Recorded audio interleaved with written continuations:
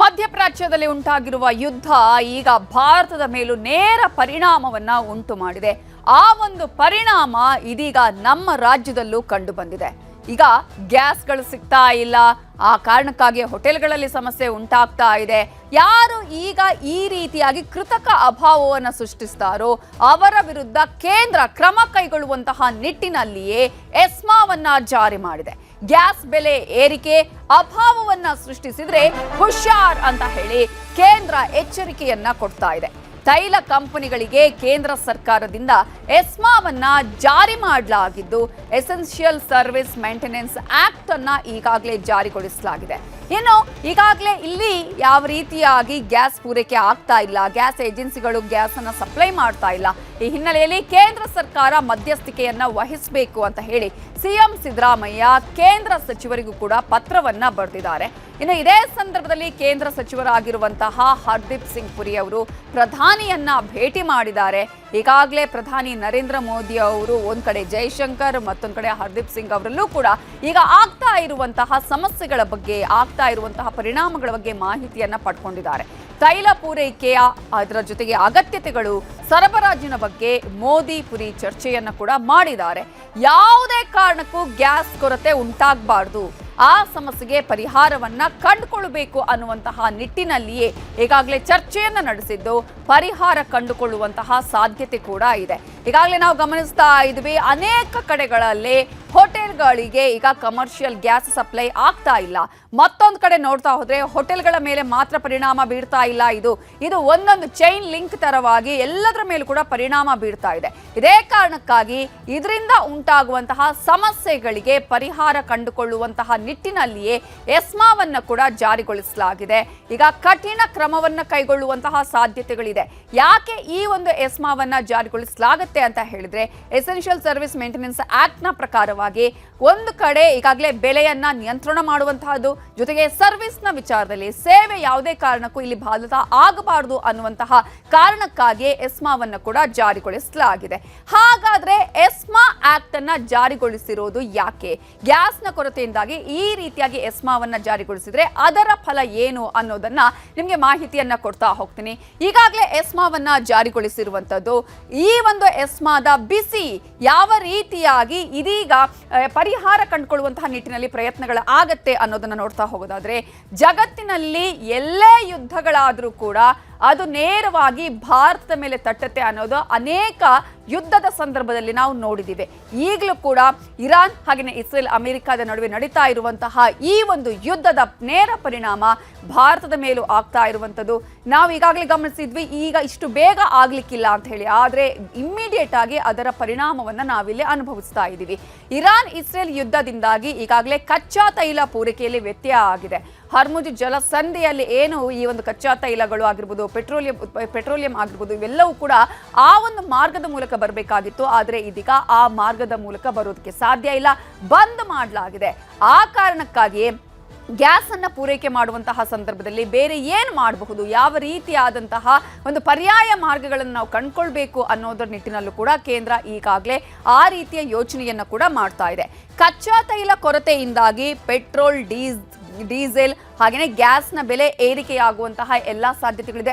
Already ಏರಿಕೆ ಆಗಿರೋದನ್ನ ಕೂಡ ನಾವಿಲ್ಲಿ ಗಮನಿಸ್ತಾ ಇದ್ದೀವಿ. ಅದು ಕಮರ್ಷಿಯಲ್ ಸಿಲಿಂಡರ್ ಆಗಿರ್ಬೋದು ಅಥವಾ ಅಡುಗೆ ಅನಿಲ ಆಗಿರಬಹುದು, ಹೀಗೆ CNG ಆಗಿರ್ಬೋದು, ಎಲ್ಲದರ ಬೆಲೆಯಲ್ಲೂ ಕೂಡ ಏರಿಕೆ ಆಗ್ತಾ ಇರುವಂಥದ್ದು, ಎಲ್ಲದರ ಪರಿಣಾಮ ಈಗ ಜನರ ಮೇಲೆ ಆಗ್ತಾ ಇದೆ. ಸೊ ಗ್ಯಾಸ್ ಬೆಲೆ ಈಗಾಗಲೇ ಏರಿಕೆ ಆಗಿರೋದನ್ನ ಕೂಡ ನಾವು ಗಮನಿಸಿದ್ವಿ. ಈಗಾಗಲೇ ಕೇಂದ್ರ ಕೂಡ ಈ ವಿಚಾರದಲ್ಲಿ ಹೇಳಿಕೆಗಳನ್ನು ಕೂಡ ಕೊಟ್ಟಿರುವಂಥದ್ದು.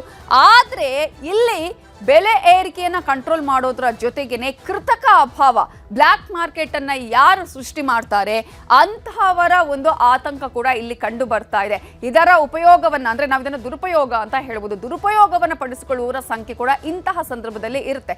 ಕೆಲವರ ಮನಸ್ಥಿತಿ ಇರುತ್ತೆ, ಇದನ್ನೇ ನಾವು ಉಪಯೋಗ ಅದರ ಪ್ರಯೋಜನವನ್ನ ಪಡ್ಕೊಳ್ಳೋಣ ಅಂತ ಹೇಳಿ. ಆ ರೀತಿಯ ಆತಂಕ ಕೂಡ ಇದೀಗ ಉಂಟಾಗಿರುವಂಥದ್ದು. ಕೃತಕ ಅಭಾವ ಸೃಷ್ಟಿಯ ಆತಂಕ ಇರುವ ಕಾರಣಕ್ಕಾಗಿಯೇ ಕೇಂದ್ರ ಇದೀಗ ಎಸ್ಮಾವನ್ನ ಜಾರಿಗೊಳಿಸಿದೆ. ಇದು ಕೂಡ ಎಸೆನ್ಷಿಯಲ್ ಸರ್ವಿಸ್.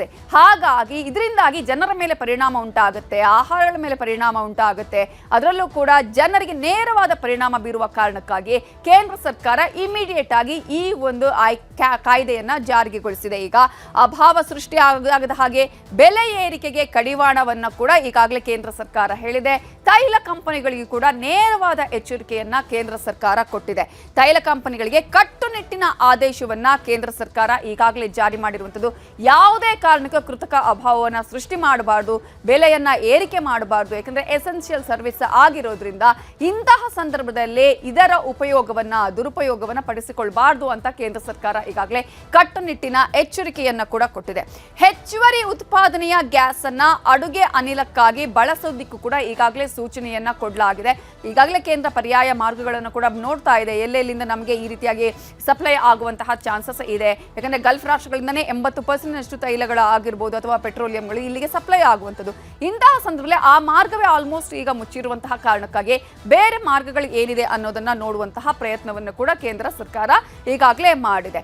ಈಗ ಎಸ್ಮಾವನ್ನ ಜಾರಿಗೊಳಿಸಿದೆ. ಈ ಮೂಲಕ ಕೇಂದ್ರ ಸರ್ಕಾರ ಶಾಕ್ ಅನ್ನ ಕೂಡ ನೀಡಿದೆ. ಯಾರ್ಯಾರಿಗೆ ಶಾಕ್ ಅನ್ನ ನೀಡಿದೆ, ಯಾವ ರೀತಿಯಾಗಿ ಶಾಕ್ ನೋಡಿದೆ, ಇದರಿಂದ ಏನ ಪ್ರಯೋಜನ ಆಗತ್ತೆ, ಯಾರಿಗೆ ಸಮಸ್ಯೆ ಆಗತ್ತೆ ಅಂತ ನಾವು ನೋಡ್ತಾ ಹೋಗೋದಾದ್ರೆ, ಈಗಾಗಲೇ ಎಸ್ಮಾ ಜಾರಿ ಮಾಡಿರೋದ್ರಿಂದ 1955ರ ಎಸೆನ್ಷಿಯಲ್ ಕಮಾಡಿಟೀಸ್ ಆಕ್ಟ್ ಒಂದು ಕಡೆಯಾದ್ರೆ, ಮತ್ತೊಂದು ಕಡೆ ಎಸ್ಮಾವನ್ನ ಜಾರಿಗೊಳಿಸಿರುವಂತಹ ಹಿನ್ನೆಲೆಯಲ್ಲಿ ಮೂಲ ಸೌಕರ್ಯ ಪೂರೈಕೆಗೆ ಆದ್ಯತೆಯನ್ನ ಕೊಡಬೇಕು ಅನ್ನೋದನ್ನ ನಾವಿಲ್ಲಿ ಗಮನಿಸಬೇಕಾಗುತ್ತೆ. ಅನೇಕ ಮುಷ್ಕರಗಳ ಸಂದರ್ಭದಲ್ಲಿ, ಪ್ರತಿಭಟನೆಗಳ ಸಂದರ್ಭದಲ್ಲಿ ಅಗತ್ಯ ಸೇವೆಗಳು ನಾವು ಅನೇಕ ಸಂದರ್ಭಗಳಲ್ಲಿ ಗಮನಿಸಿದ್ವಿ. ಅಂತಹ ಸಂದರ್ಭಗಳಲ್ಲಿ ಯಾವುದೇ ರೀತಿಯಲ್ಲೂ ಸೇವೆಯಲ್ಲಿ ಸಮಸ್ಯೆಗಳು ಉಂಟಾಗಬಾರ್ದು ಅಂತ ಎಸ್ಮಾವನ್ನ ಜಾರಿಗೊಳಿಸಿದ್ದನ್ನ ಹಲವು ಸಂದರ್ಭದಲ್ಲಿ ನಾವು ನೋಡಿದೀವಿ. ಇದೀಗ ಅಂಥದ್ದೇ ಸಂದರ್ಭ ಮತ್ತೆ ಒದಗಿದೆ. ಪೆಟ್ರೋಲ್, ಡೀಸೆಲ್, ಗ್ಯಾಸ್ನ ಲಭ್ಯತೆ ಆಗಿರ್ಬೋದು, ಪೂರೈಕೆ ಆಗಿರ್ಬೋದು, ಸರಬರಾಜಿಗೆ ಸಂಬಂಧಪಟ್ಟ ಹಾಗೆ ಎಸ್ಮಾವನ್ನ ಜಾರಿಗೊಳಿಸಲಾಗಿದೆ. ಯಾವುದೇ ಕಾರಣಕ್ಕೂ ಇಲ್ಲಿ ಸಮಸ್ಯೆಗಳು ಉಂಟಾಗಬಾರ್ದು. ಎಷ್ಟರ ಮಟ್ಟಿಗೆ ಇದೆ ಅದನ್ನ ಕೊಡಬೇಕು, ಅದನ್ನ ಜನರಿಗೆ ನೀಡುವಂತಹ ಕೆಲಸಗಳಾಗಬೇಕು, ಸಪ್ಲೈ ಆಗಬೇಕು ಅನ್ನೋದನ್ನ ಕೂಡ ಕೇಂದ್ರ ಸರ್ಕಾರ ಕಟ್ಟುನಿಟ್ಟಾಗಿ ಎಸ್ಮಾ ಜಾರಿಗೊಳಿಸುವುದರ ಮೂಲಕ ಸೂಚನೆಯನ್ನ ಕೊಟ್ಟಿದೆ. ಪ್ರಮುಖವಾಗಿ ಬೇಕಾಗಿರೋದು ಈಗ ಎಲ್ಲರಿಗೂ ಇರುವಂತಹ ಆತಂಕ ಏನಪ್ಪಾ ಅಂತ ಹೇಳಿದ್ರೆ, ಇನ್ನು ಮುಂದೆ ನಮಗೆ ಮನೆಯಲ್ಲಿ ಗ್ಯಾಸ್ ಸಿಲಿಂಡರ್ ಬಳಕೆ ಮಾಡೋದಕ್ಕೆ ಸಿಗುತ್ತಾ ಇಲ್ವಾ, ನಮ್ಮ ಗ್ಯಾಸ್ ಏನಾದರೂ ಮನೆಯಲ್ಲಿ ಇರುವಂತಹ ಗ್ಯಾಸ್ ಸಿಲಿಂಡರ್ ಮುಗಿದ್ರೆ ಏನು ಮಾಡೋದು ಅನ್ನುವಂತಹ ಆತಂಕ ಸಾಮಾನ್ಯವಾಗಿ ಎಲ್ರಿಗೂ ಕೂಡ ಇದೆ. ಅದೇ ಕಾರಣಕ್ಕಾಗಿ ಅನೇಕ ಕಡೆಗಳಲ್ಲಿ ಈಗಾಗಲೇ ಜನರು ಇಮ್ಮಿಡಿಯೇಟ್ ಆಗಿ ಈಗ ಬುಕ್ಕಿಂಗ್ ಅನ್ನ ಮಾಡ್ತಾ ಇದ್ದಾರೆ. 70% ಹೆಚ್ಚಿನ ಬುಕ್ಕಿಂಗ್ಗಳು ಗ್ಯಾಸ್ ಏಜೆನ್ಸಿಗಳಲ್ಲಿ ಆಗ್ತಾ ಇರೋದನ್ನು ಕೂಡ ನಾವಿಲ್ಲಿ ಗಮನಿಸ್ತಾ ಇದ್ದೀವಿ. ಅಂತಹ ಪರಿಸ್ಥಿತಿ, ಅಂತಹ ಆತಂಕ ಜನರಲ್ಲಿದೆ. ಸೊ ಅಡುಗೆ ಅನಿಲಕ್ಕೆ ಆದ್ಯತೆಯನ್ನ ಕೊಟ್ಟು ಉಳಿದ ಬಳಕೆಗಳಿಗೆ ಕಡಿವಾಣವನ್ನ ಹಾಕುವಂತಹ ಒಂದು ಕೆಲಸವನ್ನು ಕೂಡ ಮಾಡಲಾಗುತ್ತೆ. ಯಾವುದು ಇಮಿಡಿಯೇಟ್ ಆಗಿ ಬೇಕು, ಯಾವುದು ಅಗತ್ಯತೆ ಇದೆ ಅದಕ್ಕೆ ಮಾತ್ರ ಹೆಚ್ಚಿನ ಸಂದರ್ಭದಲ್ಲಿ ಪೂರೈಕೆಯನ್ನ ಮಾಡಬೇಕು. ಉಳಿದಕ್ಕೆ ಕಡಿಮೆಯ ಅವಶ್ಯಕತೆ ಇರೋದಕ್ಕೆ ನಿಧಾನವಾಗಿ ಪೂರೈಕೆ ಮಾಡಿದರೆ ಸಾಕು, ಅಥವಾ ಅದನ್ನು ಕಂಟ್ರೋಲ್ ಮಾಡಬೇಕು ಅನ್ನುವ ಸೂಚನೆಯನ್ನು ನೀಡಲಾಗಿದೆ. ಇನ್ನು ಗೃಹ ಬಳಕೆಯ ಗ್ಯಾಸ್ ಆಗಿರ್ಬೋದು, ವಾಹನಗಳ CNGಗೆ ಯಾವುದೇ ಕಾರಣಕ್ಕೂ ಅಡ್ಡಿಪಡಿಸುವಂತಿಲ್ಲ. ಯಾಕಂದ್ರೆ ಬಹಳ ಇಂಪಾರ್ಟೆಂಟ್, ಇದು ಎಸೆನ್ಷಿಯಲ್ ಆಗಿರುವಂಥದ್ದು. ಹಾಗಾಗಿ ಯಾವುದೇ ಕಾರಣಕ್ಕೂ ಇದಕ್ಕೆ ಇಲ್ಲ ಅಂತ ಹೇಳುವಂಗಿಲ್ಲ, ಅಡ್ಡಿಪಡಿಸುವಂತಿಲ್ಲ. ಯಾರು ಕೇಳಿದ್ರು ಕೂಡ ಅವರಿಗೆ ಅಗತ್ಯವಾಗಿ ಅದನ್ನು ಪೂರೈಕೆ ಮಾಡುವಂತಹ ಕೆಲಸಗಳಾಗಬೇಕು. ಈಗಾಗಲೇ ನಾವು ನೋಡಿದ್ವಿ, ಬೆಂಗಳೂರಲ್ಲೂ ಕೂಡ CNGಯ ಗ್ಯಾಸ್ ಹಾಕಿಸ್ಕೊಳ್ಳುವಂತಹ ಸಂದರ್ಭದಲ್ಲಿ ಅಲ್ಲಿ ಆಟೋದ ಮಾಲೀಕರುಗಳು ಅಥವಾ ಚಾಲಕರು ಯಾರಿದ್ದಾರೆ ಅವರಲ್ಲಿ ಜಗಳ ಮಾಡ್ತಾ ಇದ್ದಾರೆ. ಯಾಕಂದ್ರೆ 30 ರೂಪೀಸನ್ನು ಎಕ್ಸ್ಟ್ರಾ ಕೇಳ್ತಾ ಇದ್ದಾರೆ. ಆ ಕಾರಣಕ್ಕಾಗಿಯೇ ಈಗ ಎಸ್ಮಾವನ್ನ ಜಾರಿಗೊಳಿಸಿರುವಂಥದ್ದು. ಗೃಹ ಬಳಕೆಯ ಗ್ಯಾಸ್ ಆಗಿರ್ಬೋದು, ವಾಹನಗಳ CNGಗೆ 100% ಪೂರೈಕೆಯನ್ನ ಮಾಡಬೇಕು. ಯಾವುದೇ ರೀತಿಯಲ್ಲೂ ಇಲ್ಲಿ ಸಪ್ಲೈ ಕಡಿಮೆ ಆಗಬಾರ್ದು ಅನ್ನುವಂತಹ ಸೂಚನೆಯನ್ನ ಕೂಡ ನೀಡಲಾಗಿದೆ. ಟೀ ಫ್ಯಾಕ್ಟರಿ, ಉತ್ಪಾದನಾ ವಲಯ, ಕೈಗಾರಿಕೆಗಳಿಗೆ 80% ಪೂರೈಕೆಯನ್ನು ಮಾಡಬೇಕು. ಯಾವ್ಯಾವ ವಲಯಗಳಿಗೆ ಎಷ್ಟೆಷ್ಟು ಪರ್ಸೆಂಟೇಜ್ ಅನ್ನ ನೀಡಬೇಕು ಅನ್ನುವಂತಹ ಮಾಹಿತಿಯನ್ನು ಕೂಡ ಈಗಾಗಲೇ ಕೇಂದ್ರ ಸರ್ಕಾರ ಕೊಟ್ಟಿರುವಂಥದ್ದು. ಇನ್ನು ರಸಗೊಬ್ಬರ ಫ್ಯಾಕ್ಟರಿಗಳಿಗೆ 70% ಗ್ಯಾಸ್ ಅನ್ನ ಪೂರೈಕೆ ಮಾಡಬೇಕು ಅನ್ನುವಂತಹ ಸೂಚನೆಯನ್ನು ಕೂಡ ಕೊಟ್ಟಿದೆ. ಆದ್ರೆ ಇಮಿಡಿಯೇಟ್ ಆಗಿ ಬೇಕಾಗಿರುವಂಥದ್ದು CNG ಆಗಿರ್ಬೋದು, ಅಡುಗೆ ಅನಿಲಕ್ಕೆ 100% ಪೂರೈಕೆ ಮಾಡಬೇಕು ಅಂತ ಸೂಚನೆಯನ್ನ ಕೊಟ್ಟಿದೆ.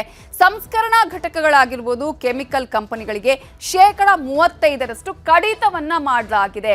ಯಾವುದಕ್ಕೆ ಅಗತ್ಯ ಇದೆಯೋ ಅದಕ್ಕೆ ಬೇಕಾದಂತಹ ಎಲ್ಲಾ ಪೂರೈಕೆಯನ್ನ ಮಾಡಿ, ನಮ್ಮಲ್ಲಿ ಇರುವಂತದ್ದನ್ನ ಬಳಕೆ ಮಾಡೋದಕ್ಕೆ ಅವಕಾಶ ಕೊಡಿ.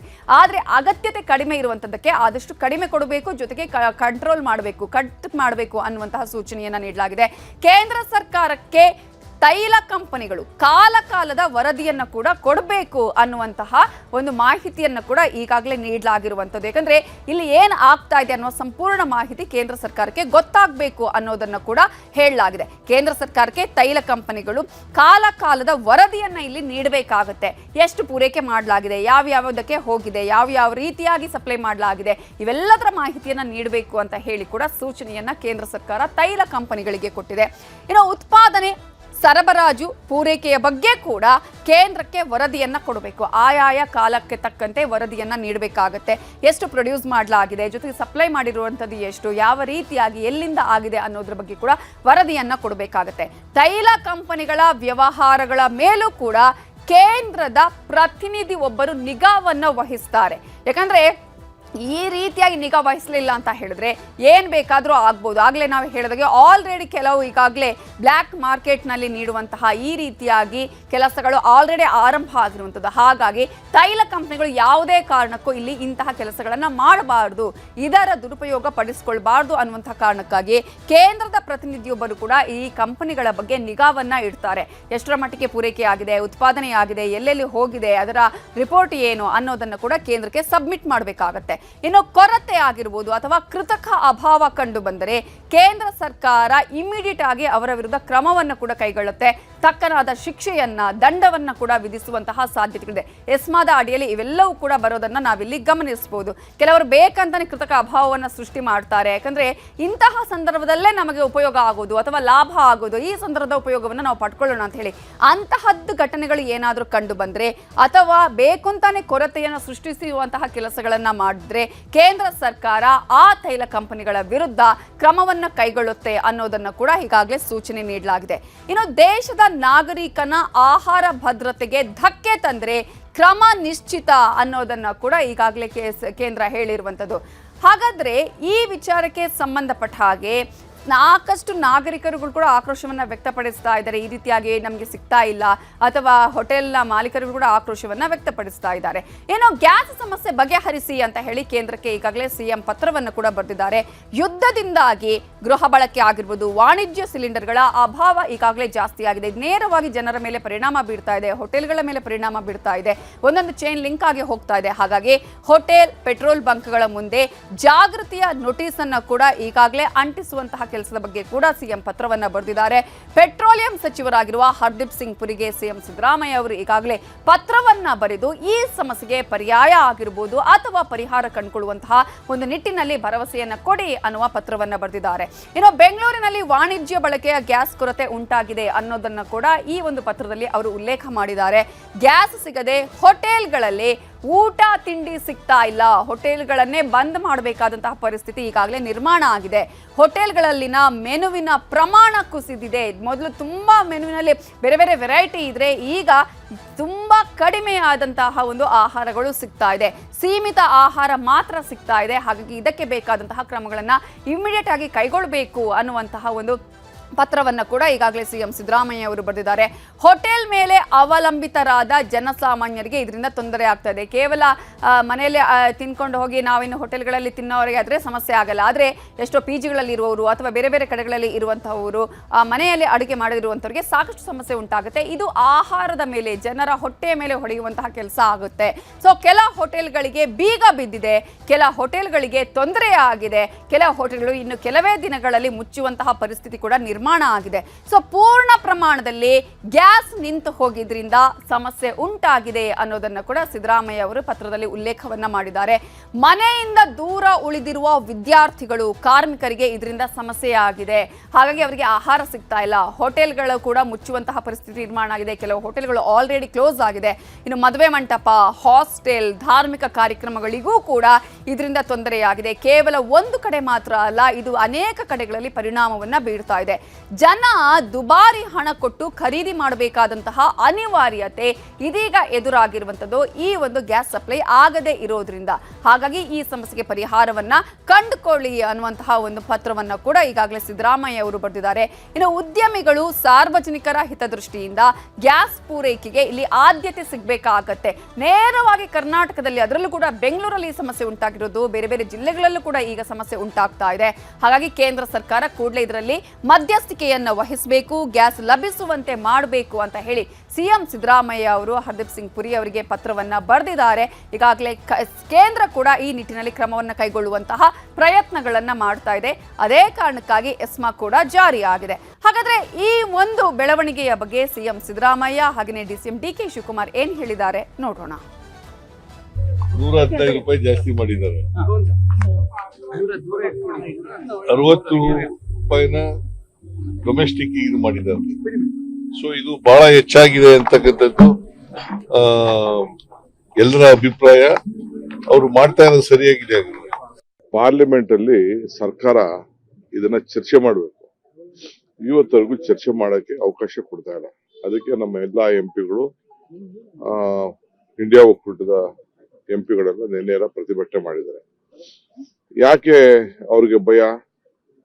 ನಿಮ್ಮ ಫಾರಿನ್ ಪಾಲಿಸಿ ಇವತ್ತಿಂದ ನಾವು ಇರಾನ್ ಜೊತೆ ಸಂಬಂಧ, ನಮ್ಗೆ ಸ್ಟಾಕ್ ಇಲ್ಲ. ಈಗಾಗಲೇ ಡೀಸೆಲ್ ಬೆಲೆ ನಿನ್ನೆನೆ ಹೆಣ್ಮಕ್ಳು ವರ್ಲ್ಡ್ ವುಮನ್ ಡೇ ದಿನನೇ 60 ರೂಪಾಯಿ ಏರಿಕೆ ಮಾಡಿ ಎಲ್ಲರಿಗೂ ಮಾಡಿದ್ದಾರೆ. ಎಂಪಿಗಳು ಯಾಕೆ ಮಾತಾಡ್ತಾ ಇಲ್ಲ? ಎಂಪಿಗಳು ಒಬ್ರು ಮಾತಾಡ್ತಾ ಇಲ್ಲ. ಈ ಗ್ಯಾಸ್ ಬೆಲೆ ಗ್ಯಾಸ್ ತೊಂದರೆ ಆಗಿರೋದು ಈಗ ಎಲ್ಲ ಸ್ಟ್ರೈಕ್ ಮಾಡ್ತಾರಲ್ಲ, ಎಂಪಿಗಳು ಅದ್ರ ಬಗ್ಗೆ ಮಾತಾಡ್ಲಿ. ಎಲ್ಲದಕ್ಕೂ ಧ್ವನಿ ಎತ್ತಾರೆ, ಬಹಳ ವಿಚಿತ್ರವಾಗಿ ಧ್ವನಿ ಎತ್ತಾರೆ, ಎಲ್ಲ ಮಾತಾಡ್ತೀನಿ.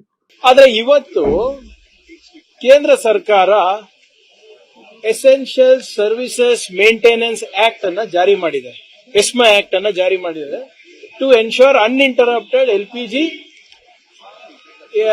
ಸಪ್ಲೈ ಅಂತ.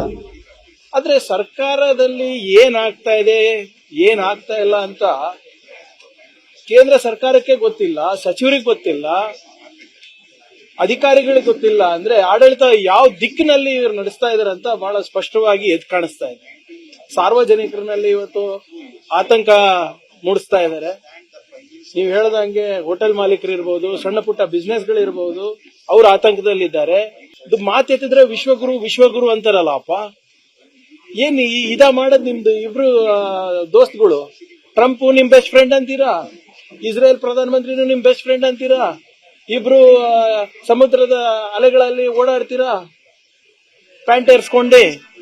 ಇದ ಮಾಡೋದು? 15 ದಿನದಿಂದ ನೀವೇ ಇಸ್ರೇಲ್ ಅಲ್ಲಿ ಇದ್ರಲ್ಲ, ನಿಮ್ಗೆ ಇದೆಲ್ಲ ಹೇಳಿಲ್ವ ಅವರು? ಇದು ನಮ್ಮ ರಾಷ್ಟ್ರದ ವಿದೇಶಾಂಗ ನೀತಿ ಮತ್ತೆ ಆರ್ಥಿಕ ನೀತಿಯ ವೈಫಲ್ಯ. ರಾಹುಲ್ ಗಾಂಧಿ ಅವರು ಬಹಳ ಸ್ಪಷ್ಟವಾಗಿ ಇದನ್ನ ಹಿಂದಿನ ಪಾರ್ಲಿಮೆಂಟ್ ನಲ್ಲಿ ಕೇಳಿದಾಗ ಕೂಡ ಎಲ್ಲರೂ ಅವ್ರ ಮೇಲೆ ದಾಳಿ ಮಾಡಿದ್ರು, ವಾಗ್ದಾಳಿ ಮಾಡಿದ್ರು. ಎಲ್ಲಿದ್ದಾರೆ ವಿದೇಶಾಂಗ ಸಚಿವರು? ಎಲ್ಲಿದ್ದಾರೆ? ಹರ್ದೀಪ್ ಸಿಂಗ್ ಪುರಿ ಅವರು ಎಲ್ಲಿದ್ದಾರೆ? ಮೋದಿ ಅವರು ಎಲ್ಲಿದ್ದಾರೆ? ಪಾರ್ಲಿಮೆಂಟ್ ನಲ್ಲಿ ಬಂದು ಉತ್ತರಿಸಲಿಕ್ಕೂ ಇವತ್ತು ತಾಕತ್ತು ಇವತ್ತು ಪ್ರೈಮ್ ಮಿನಿಸ್ಟರಿಗೆ ಇಲ್ಲ. ಹೋದ್ ಬಾರಿನೂ ಉತ್ತರ ಕೊಟ್ಟಿಲ್ಲ, ಹಂಗೆ ಓಡೋಗ್ಬಿಟ್ರು. ಈ ಪರಿಸ್ಥಿತಿಗೆ ಕಾರಣ ಮೋದಿ ಅವರ failed diplomacy, failed foreign policy. ಬರೇ ಮನ್ ಕಿ ಬಾತಿಗೆ ಅವರು ಪ್ರಧಾನಮಂತ್ರಿ ಆಗಿದ್ದಾರೆ, ರೀಲ್ಸ್ ಮಾಡ್ಲಿಕ್ಕೆ ಪ್ರಧಾನಮಂತ್ರಿ ಆಗಿದೆ. ಅಂತಾರಾಷ್ಟ್ರೀಯ ಮಟ್ಟದಲ್ಲಿ ನಮ್ಮ ರಾಷ್ಟ್ರದ ಮರ್ಯಾದೆ ಕಳ್ಕೊಂತ ಇದೀವಿ ನಾವು. ಪ್ರತಿ ಕುಟುಂಬವನ್ನ ಕಾಡ್ತಿರೋ ಅತಿ ದೊಡ್ಡ ಯಕ್ಷ ಪ್ರಶ್ನೆ ಈ ಬಿಜೆಪಿ ಸರ್ಕಾರ ಸೆಂಟ್ರಲ್ ಅಲ್ಲಿ ಬಂದಾಗಿಂದ ಈಗ LPG ಗ್ಯಾಸ್ ಸಿಲಿಂಡರ್ ಹೈಕ್ ಮಾಡಿದ್ದಾರೆ. 60 ರೂಪಾಯಿ ಮಿನಿಮಮ್ ಇಂದ ಇನ್ನ ಎಷ್ಟೆಷ್ಟು ಹೈಕ್ ಆಗುತ್ತೋ ಗೊತ್ತಿಲ್ಲ. ನೋಡಿ, ಇದು ಬಹಳ ದೊಡ್ಡ ಒಂದು ಆತಂಕದ ಪರಿಸ್ಥಿತಿ. ಕಾರಣ ಏನೇನು ಇದ್ರ ಮೇಲೆ ಪರಿಣಾಮಗಳಾಗ್ತವೆ, ಯಾವ್ಯಾವ ಅಗತ್ಯ ವಸ್ತುಗಳ ಬೆಲೆಗಳು ಜಾಸ್ತಿ ಆಗ್ತವೆ, ಸಗಟು ಸಾಗಾಣಿಕೆಯ ಮೇಲೆ ಯಾವ ರೀತಿ ಪರಿಣಾಮ ಬೀರ್ತದೆ. ಇದು ಒಂದಲ್ಲ ಒಂದು ರೀತಿ ಕ್ಯಾಸ್ಕೇಡಿಂಗ್ ಎಫೆಕ್ಟ್ ಅಂತ ಹೇಳ್ತಾರೆ. ಇದೆಲ್ಲ ದೊಡ್ಡ ಮಟ್ಟದಲ್ಲಿ ಆಗ್ತಾ ಇದೆ. ಇದಕ್ಕೆ ಕೇಂದ್ರ ಸರ್ಕಾರನೇ ಇದಕ್ಕೆ ಉತ್ತರ ಕೊಡಬೇಕು ಅಂತಕ್ಕಂಥದ್ದು ನನ್ನ ಅಭಿಪ್ರಾಯ. ಕಾಂಗ್ರೆಸ್ ಮುಖಂಡರ ಈ ಮಾತಿಗೆ ಮಾಜಿ ಸಂಸದರಾಗಿರುವ ಪ್ರತಾಪ್ ಸಿಂಹ ಕೌಂಟರ್ ಕೊಟ್ಟಿದ್ದು ಹೀಗೆ: ಈಗ ವಾರ 10 ದಿನ 15 ದಿನ 20 ದಿನ ವೇಟ್ ಮಾಡಬೇಕಾದಂತ ಸ್ಥಿತಿ ಕಾಣಿಸ್ತಾ ಇದೆ. ಹಾಗಾಗಿ ಹಿತಮಿತವಾಗಿ ಖರ್ಚು ಮಾಡಿ ನೀವು ಅದನ್ನ ಬಳಕೆಯನ್ನು ಮಾಡಿ ಅನಿಲವನ್ನ ಪೆಟ್ರೋಲ್ ಡೀಸೆಲ್ಗೆ ಏನು ಕೊರತೆ ಆಗಲ್ಲ. ಜಗತ್ತನ್ನ ಕಾಡ್ತಾ ಇರುವಂತ ಒಂದು ಸಮಸ್ಯೆ ಆಗಿದೆ. ಇದೇನು ಭಾರತದಲ್ಲಿ ಮಾತ್ರ ಆಗ್ತಾ ಇರುವಂತದ್ದಲ್ಲ, ಬೇರೆ ದೇಶಗಳಲ್ಲಿ ಪೆಟ್ರೋಲ್ ಡೀಸೆಲ್ ಅನ್ನು ಕೂಡ ನಿಮಗೆ ಬೈ ಮಾಡಕ್ಕಾಗಲ್ಲ. ಆ ಲೆವೆಲ್ಗೆ ಅದು ಒಂದು ಗಗನಕ್ಕೆ ಏರ್ಬಿಟ್ಟಿದೆ. ಸೊ ಕೇವಲ ಈ ರೀತಿಯಾದಂತಹ ಬೆಳವಣಿಗೆ ಒಂದು ಉದ್ಯಮಕ್ಕೆ ಅಥವಾ ಒಂದು ಭಾಗಕ್ಕೆ ಮಾತ್ರ ಸೀಮಿತ ಆಗ್ತಾ ಇಲ್ಲ. ಇದು ಚೈನ್ ಲಿಂಕ್ ಆಗಿ ಬೇರೆ ಬೇರೆ ಕಡೆಗಳಲ್ಲೂ ಕೂಡ ಈಗ ವ್ಯಾಪಿಸ್ತಾ ಇರೋದನ್ನ ನಾವು ನೋಡ್ತಾ ಇದ್ದೀವಿ.